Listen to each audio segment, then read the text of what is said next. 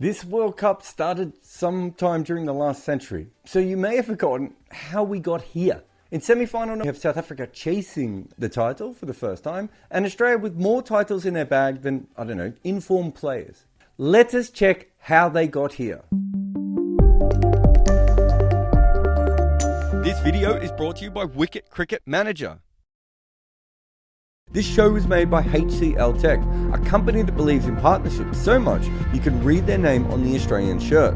This show leans in hard on data and technology, so we are proud to work with HCLTech, leaders in their field.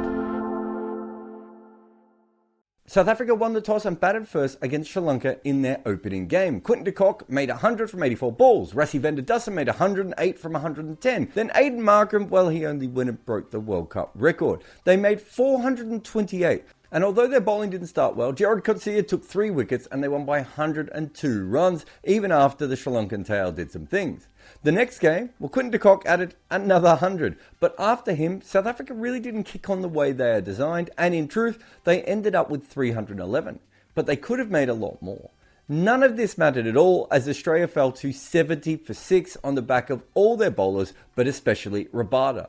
And again though, the tail fought back, but South Africa still won by over 100 runs. They were 2 from 2 and flying. They looked like they could make a lot of runs and take a lot of wickets. And then the next game, the same thing happened. They kept the Dutch to 50 for 4 and then 140 for 7. Most win predictors had them around 90% chance to win from here. Most fans, maybe even higher. But the Netherlands' low order kicked back and they ended up with 245 from their 43 overs due to the rain. It should not have been a tough chase. It was a very tough chase. South Africa lost wickets all the way through. Their biggest partnership was 45, and the only reason it looked like a close game was because Maharaj and Ngidi put on 41 runs for the last wicket. But South Africa were gone by then. At this point, we had seen South Africa bat first and looked like golden gods floating on a cloud of their own awesome. And we had seen them bat second, where they made cricket look a lot harder than it should be. The England game, they were batting first again, and they destroyed them in the death. Just awesome play from Klaassen, but also Marco Jansen, who was a potential weakness coming into this tournament, not with the bat and ball.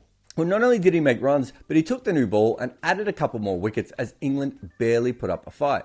Except for their tail, which again got past South Africa. Quinton de Kock destroyed Bangladesh with some handy cameos down the order as well, and then Jansen took early wickets to secure that victory. Then they played Pakistan, and it is important to remember that this is a win, because everything I'm about to say will not make it sound like that at all. Pakistan's top order was hit by Jansen and then to Ray Shamsi, who had been used less than people thought coming into this tournament. But he took 4 wickets to ensure that they were not chasing more than 300. But all the Pakistani batters got starts, and really, they should have made a lot more. But now South Africa was chasing against the least effective new ball team in this World Cup, and they were 34 without loss after 3.5 overs. But all of those hundreds and all of that form seemed to completely disappear from here. Outside of Aiden Markram, the team chased like actually getting to the total would, poison them or something. Yet they were still 200 for 4 with Miller and Markram set, and only 70 runs needed with 17 overs left. Somehow they would win the game with 9 wickets down. It was very clear that the Netherlands' loss was not a blip. Up next was New Zealand, who had been flying. Quinton de Kock made another 100 up front, Rassie followed, and they ended up with 357. Those 2 batting displays back-to-back could not be more stark, even if Matt Henry's injury assisted it. New Zealand never even got started, as Jansen again belied his pre-tournament form to take early wickets. This was not even a game in the end. So having safely moved past one big challenge, they had another against India. But South Africa had to bowl first. India made a composed 3-2-6. They almost batted like a side that realised they didn't need to make all that many runs. In this game, Marco Jansen did not take early wickets, and he would go at 9.7 runs and over. But Maharaj was outstanding, going for 30 runs in his 10. None of that mattered, because South Africa couldn't make it to 100 runs in total.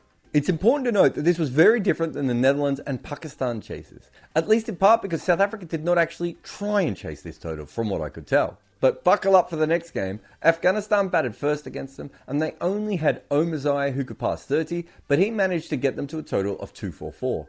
Again, not finishing off the tail was an issue. But it was a nowhere near par score, and it should have been easily changed. And South Africa virtually scored a quarter of the runs needed without losing a wicket inside the first 10 overs. but they would lose 5 more wickets. But they needed their Super 7 sub, Andili Pestlequeo, to play a fantastic innings along with their anchor, Rassie van der Dussen. For most teams, a 6-wicket partnership of 65 to win a game with 2 overs and change left would be a good news. But this was not a good chase, even if it ended with a decent partnership. South Africa are the Jekyll and Hyde of World Cups. Bat first and try and catch up with them. Bat second and watch them step on rakes. They have struggled with the tail and teams still want to see Janssen under more pressure. Plus their captain is out of form and injured at the same time. Now let's have a look at the Australians. It is actually weird to think that Australia might have been able to steal that first game against India despite not making any runs. But at worst, they should have actually given India a more decent shake than they ended up doing. That said, it was with no runs, and so Australia can't take too many positives out of the fact they bowled very well for about 8 overs with the ball. How did they respond? By dropping Alex Carey, which is a bold and weird choice. In this game, South Africa made over 300 against them, as we mentioned earlier, but Australia fought back pretty well to restrict them.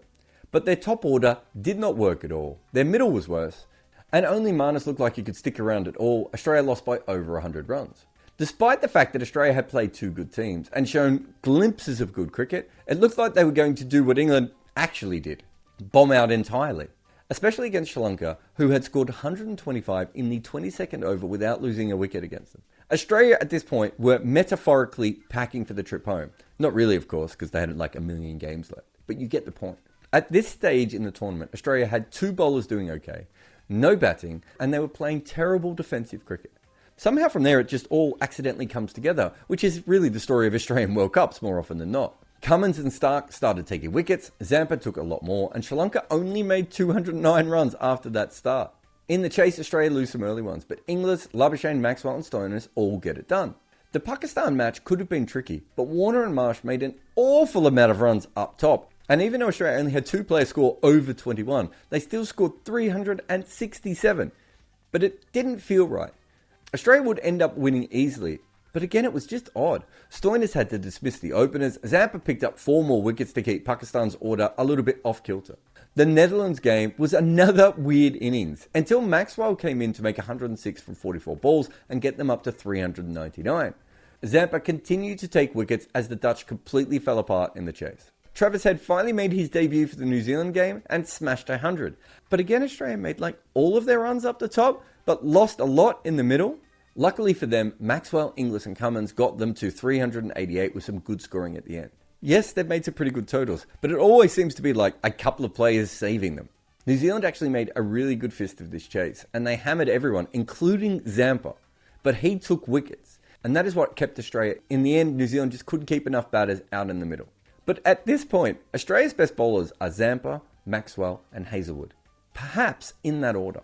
And they essentially are only making runs out of the opening position and occasionally late middle order cameos. They bat first against England in what is a battle of the 2 teams who are desperate to go home.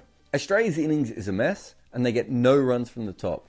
But Labuschagne does pretty well, and Green and Stoinis actually look like hitting England out of the game before they fail, and Adam Zampa comes in and hits 29 from 19 balls. It still shouldn't have been enough runs, but when Cummins gets Milan, things just completely change. And it's worth saying by this stage, Australia had just gone all in with the short ball, basically because Cummins and Stark couldn't do anything else. Plus Maxwell was out because he had fallen off a golf cart, and so Stoinis had to bowl short a lot as well. Their bowling was completely being carried by Adam Zampa's crazy-ass wicket-taking, and in this match, he takes 3 for 21 as England fall apart.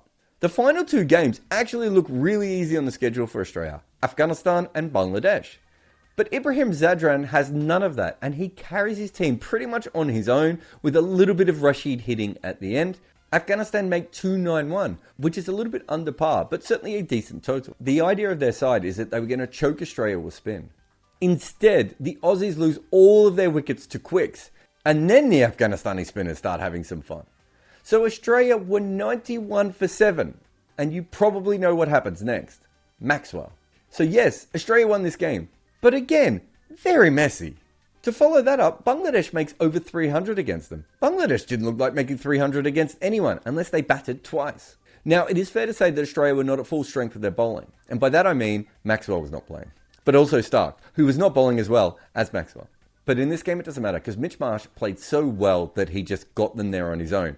But again, It's kind of one or two players doing all of the work. Remember, by this stage, Australia have won 7 in a row. But at no point do we feel like they've put in a full game or look like they have more than 5 players in form simultaneously. Let's be honest, neither of these teams look whole. Both have moments of rare awesomeness. But there are some times when you look at them a little bit too closely, you're like, how did they even end up in the semi-finals? Personally, I would not feel comfortable with either of these teams chasing a decent total. But you would have to say that South Africa looked like the better team when they bat first, but Australia is certainly a lot stronger when they're chasing.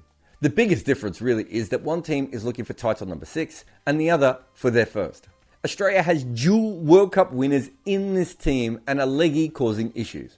South Africa have magnificent Marco at number 7 and their broad-shouldering batting lineup. The more I look at these two teams, the more confused I am.